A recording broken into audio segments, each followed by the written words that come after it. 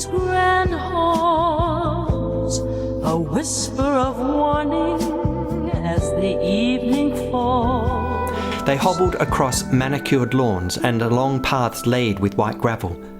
There were clumps of trees with stone benches beneath, and tiered fountains cascading in walled flower gardens. Ponds arched around graceful mounds of lawn, upon which sat ducks and geese that paddled occasionally, stirring water into 1,000 glittering daylight stars. When a palace appeared over a crest, the returned poet stopped hobbling and stared in astonishment. It was large and imposing, with great wings of building either side and 4 stories between them. He was reminded of the inaugural halls of Liebe, though without the darkness and intimidation. Its deep yellow was lined by rows of white-framed windows latticed with shutters. A dark tiled roof, faded by lichen, spread across wings, and conifers lined its perimeter, some blending into great tracts of ivy that had climbed the palace's height, though had been pruned from windows as though an unusual frame. "Nice, isn't it?" said the cat. "You should see it from the front." Its beauty and grandeur beneath bright sun in manicured lawns gave the returned poet the sort of relief more commonly attributed to prescription analgesics. He found a whimper when daring to believe he was safe. "What is this place?" he said. "Where am I?"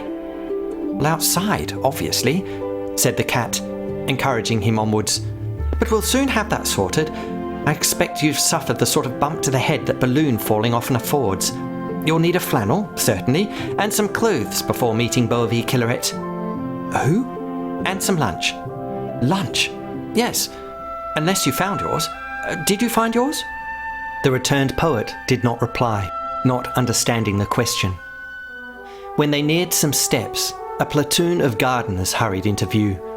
Armed with wheelbarrows and rakes, they trotted across an apron with the sort of focus and determination not generally attributed to pruning.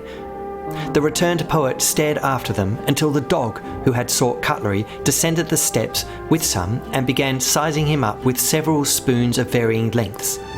Deciding on one, the dog pressed it into his paw, which the returned poet stared at until realizing they were waiting for him to follow them up the steps.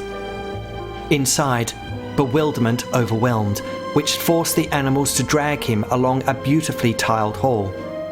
He stared at passing animals attired in the same uniform as his escort before one stopped for a chat with the cat, during which details regarding the weekend's cloud sketching class were clarified and an opinion regarding flowers in a nearby vase was sought.